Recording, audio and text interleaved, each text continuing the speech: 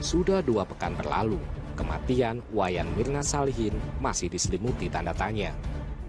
Perempuan berusia 28 tahun itu meninggal dunia Jumat 8 Januari silam usai minum kopi di Cafe Olivier Grand Indonesia, Jakarta Pusat. Saat peristiwa itu terjadi, Mirna ditemani 2 sahabatnya, Hani dan Jessica Kusuma Wongso. Ketika itu, Jessica lebih dahulu tiba di lokasi dan memesankan minuman.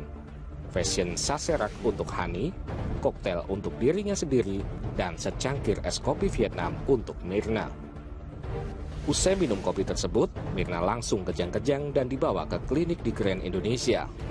Selanjutnya, korban dilarikan ke Rumah Sakit Abdi Waluyo Menteng, Jakarta Pusat, tempat korban menghembuskan nafas terakhirnya.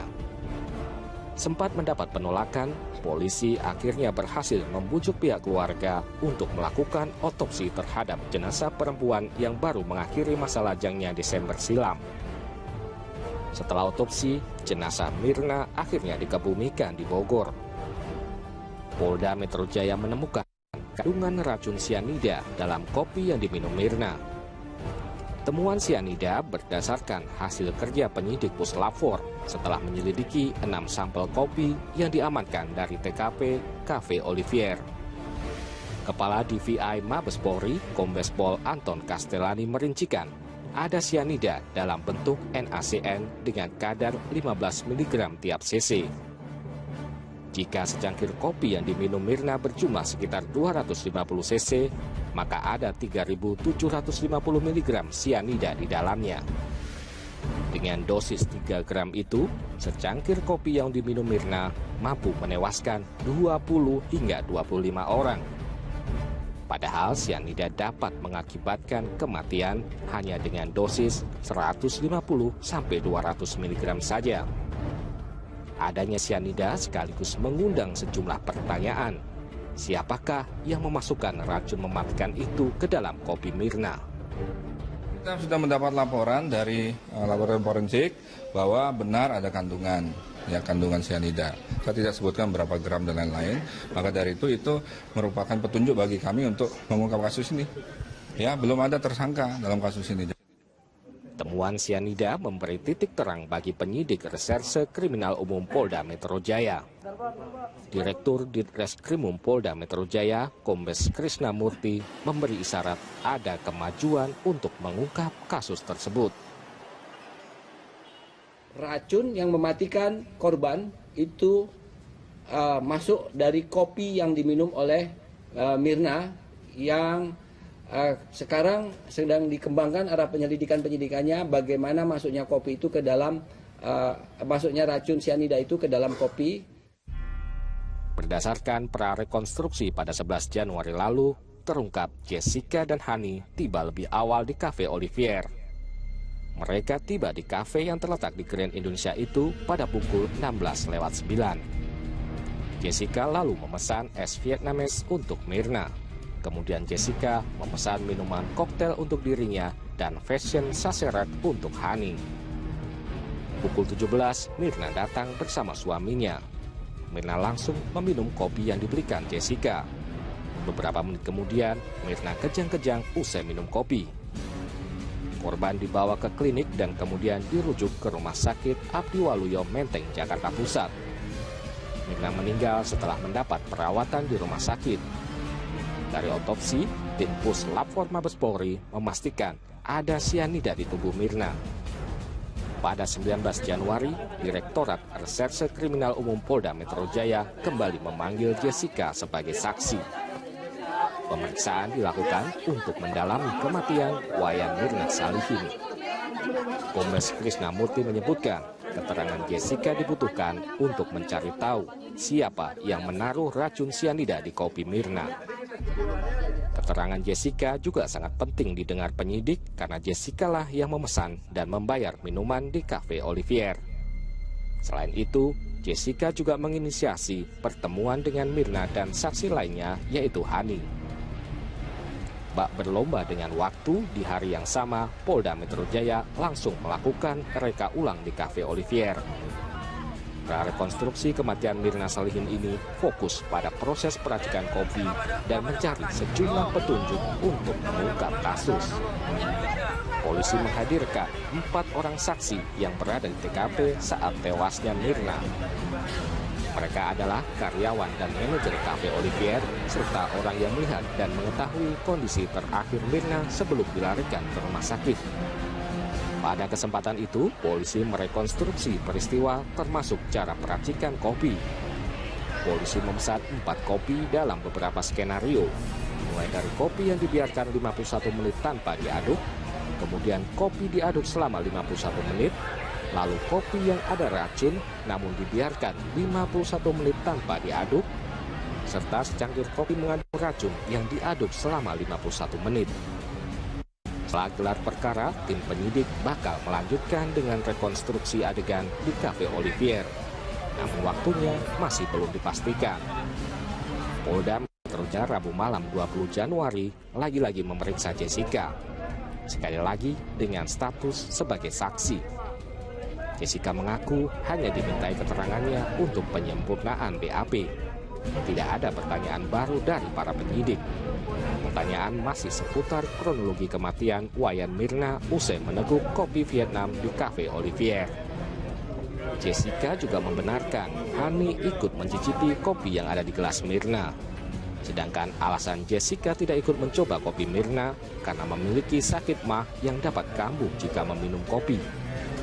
Jessica berharap kepolisian dapat bekerja cepat mengungkap kasus kematian temannya itu. Tidak ada pertanyaan baru, cuma diminta yang lebih detail aja gitu. Yang disempurnakan pertanyaan poinnya apa ya? Yang seperti yang di BAP aja ya, kronologi. Memang kronologinya seperti apa sih? Kenapa? Kronologinya masih sama seperti yang biasa.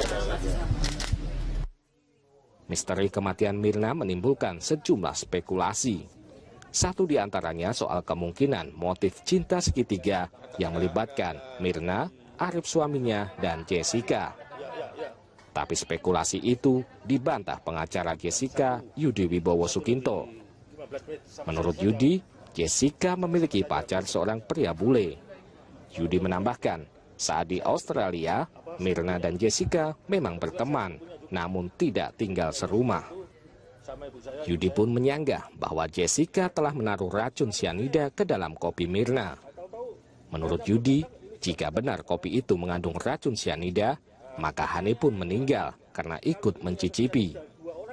Yudi menduga ada kemungkinan puslapor salah mengidentifikasi lantaran otopsi mayat Mirna baru dilakukan 3 hari setelah Mirna dinyatakan tewas.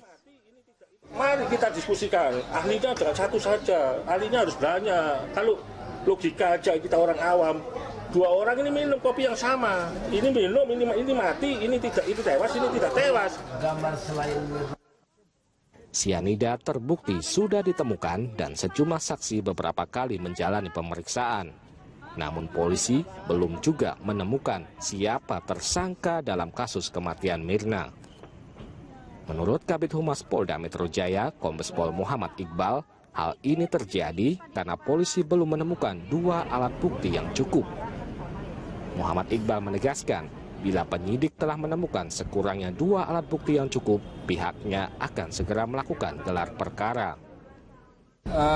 Strategi penyidikan, nanti kalau meriksa lain J, ya kan penyidik memeriksa selain J, itu juga strategi penyidikan. Tidak hanya teman-teman Mirna, penyidik Subdit Jatanras Ditreskrimum Polda Metro Jaya juga melacak kasus ini dengan memeriksa suami, orang tua, dan keluarga Wayan Mirna Salihin.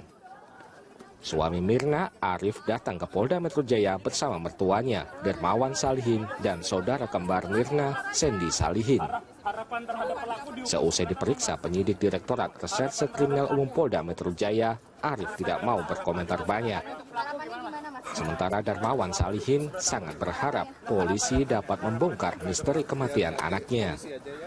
Dia dan anggota keluarganya siap memberikan semua informasi yang diperlukan. Arif dan Dermawan memberikan keterangan selama 5 jam. Jadi intinya gini, kasus ini harus dibongkar karena Kalau tidak dibongkar bisa dibayangkan nanti banyak yang mati kena sianid, nggak ada apa-apa dia pikir, nggak ada hukumnya, betul kan? Semacam itulah. Ya kita doa aja insya Allah ini cepat terbuka. Ditemukannya racun sianida dalam kopi yang diminum Wayan Mirna Salihin mengundang pertanyaan. Dari mana pelaku mendapatkan racun mematikan itu? Bukan spekulasi, sianida tidak dijual bebas. Sianida hanya dijual bagi mereka yang punya izin dari polisi atau dalam bentuk drum seberat 50 kg. Polisi menduga pemberi sianida untuk Mirna memiliki profesi khusus. Sang pemberi adalah orang yang tidak asing dengan racun mematikan itu, atau sang pemberi memang punya akses untuk mendapatkan senyawa mematikan itu.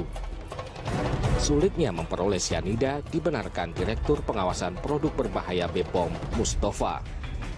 Di Indonesia, menurut Mustafa, sianida tidak dijual bebas. Importir hingga penjualan dan perusahaan pengguna semua harus terdaftar dan mengantongi izin. Karenanya, Mustafa mensinyalir ada sianida yang dipakai membunuh Mirna diperoleh melalui jalur gelap atau orang-orang yang memang dekat dengan sumber sianida. Dari situ langsung ke pengguna akhir. Pengguna akhir inilah sebetulnya yang boleh menggunakan. Nah, di jalur-jalur seperti ini, ya kita tidak tertutup kemungkinan memang ada kebocoran. Nah, kebocoran inilah sebetulnya mungkin ya masuk dalam tanda kutip pasar gelap. Adanya unsur sianida membuat spekulasi berkembang bahwa Mirna sengaja dibunuh. Kriminolog UI Profesor Adrianus Meliala menilai kasus Mirna dilakukan oleh orang yang punya intelijensia tinggi karena mampu menciptakan alibi. Tapi tidak tertutup kemungkinan lain.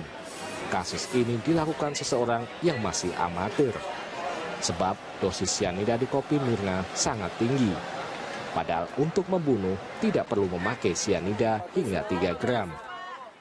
Ada dua kemungkinan. Pertama, dia memang punya intelijensi yang luar biasa tinggi untuk menyembunyikan semua alibi, semua motif dan juga kemungkinan cues yang ada pada dirinya sehingga kemudian tidak diketahui oleh polisi.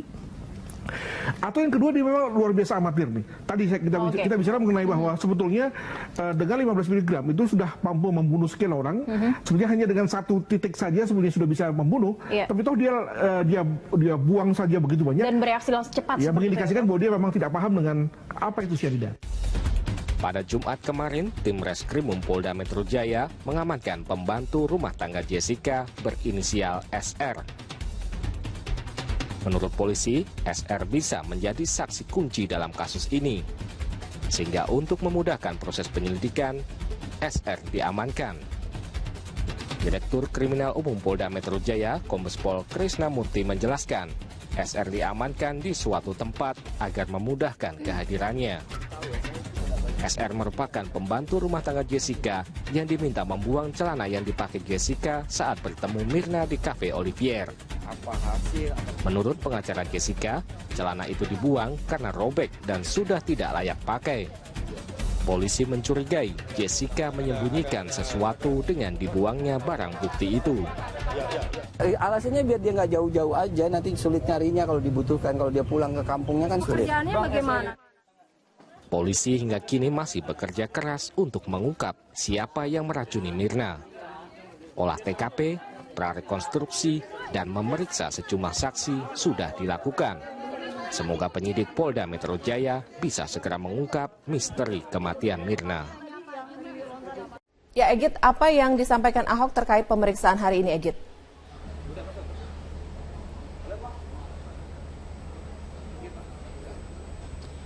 Alvita, tadi sesaat setelah tiba di Gedung Barreskrim Mabes Polri, Gubernur DKI Jakarta Basuki Cahayapurnama atau Ahok menolak untuk memberikan komentar apa-apa mengenai materi pemeriksaannya hari ini. Namun sesuai dengan jadwal dari Barreskrim, Ahok memang hari ini dipanggil untuk bersaksi seputar kasus dugaan korupsi alat uninterruptible power supply atau UPS dalam APBD Perubahan DKI Jakarta tahun 2014. Dan ini bukan kali pertama Ahok memberikan kesaksiannya untuk Barreskrim Polri.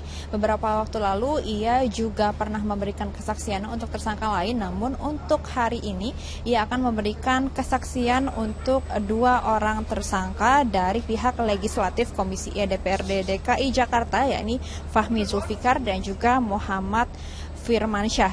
Dan tadi Ahok juga mengaku selalu siap untuk membeberkan fakta-fakta yang ia ketahui mengenai pengadaan alat UPS ini. Jika kita mereview beberapa saat lalu saat Ahok bersaksi dalam sidang untuk terdakwa Alex Usman, memang Ahok sempat membeberkan bahwa ia mengatakan bahwa pengadaan alat UPS ini bukan prioritas dari Pemprov DKI Jakarta, bahkan ia tidak tahu bahwa ada pengadaan alat UPS ini dalam APBD Perubahan DKI Jakarta tahun 2014 lalu.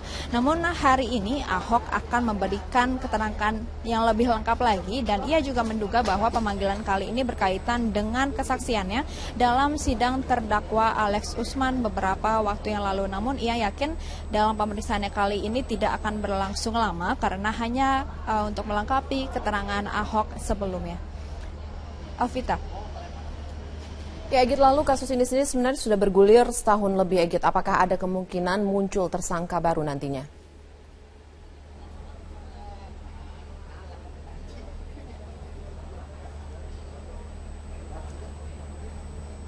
Ya, memang penyidik tidak menutup kemungkinan akan ada tersangka baru selain 5 tersangka yang sudah ditetapkan seiring dengan perkembangan penyidikan kasus ini. Apalagi mengingat memang kasus ini sudah bergulir cukup lama di Bareskrim, yakni sekitar 1 tahun lamanya. Dan memang sejauh ini penyidik sudah menetapkan 5 orang tersangka untuk kasus UPS ini. Ada 2 orang tersangka dari pihak eksekutif, yaitu pejabat pembuat komitmen dari Suku Dinas Pendidikan Menengah Jakarta Pusat dan Jakarta Barat, Alex Usman dan Zainal Soleman. Sedangkan untuk Alex Usman sendiri sudah ditetapkan sebagai terdakwa dan sidangnya sudah berlangsung pada awal Februari lalu. Selain itu, Alvita, ada 2 tersangka lain dari Legislatif Komisi E DPRD DKI Jakarta, yakni Fahmi Zulfikar dan Muhammad Firmansyah yang menjadi tersangka, di mana Ahok memberikan keterangan untuk kedua tersangka dari legislatif ini. Dan ada 1 tersangka baru yang baru saja ditetapkan Bareskrim Polri sebagai tersangka pada awal Februari lalu. Ini dari pihak swasta bernama Harilo yang merupakan Direktur Utama dari PT Ovistar Indo Adiprima, yang merupakan vendor atau penyedia alat uninterruptible power supply atau UPS ke sekolah-sekolah yang ada di Jakarta Barat dan Jakarta Pusat. Selain itu, penyidik sudah memeriksa puluhan saksi, baik itu dari pihak DPRD DKI Jakarta, dari pihak SKPD Pemprov DKI Jakarta, dan juga dari pihak swasta. Dan akan kita lihat bersama apakah tersangka baru ini akan muncul setelah pemeriksaan Gubernur DKI Jakarta Ahok hari ini, dan apakah tersangka baru ini berasal dari legislatif, eksekutif maupun swasta. Kami akan terus memantau dan juga memberikan informasi terkini terkait penyidikan kasus dugaan korupsi UPS ini. Alvita. Ya, baik. Terima kasih Egit Hapsari untuk laporannya.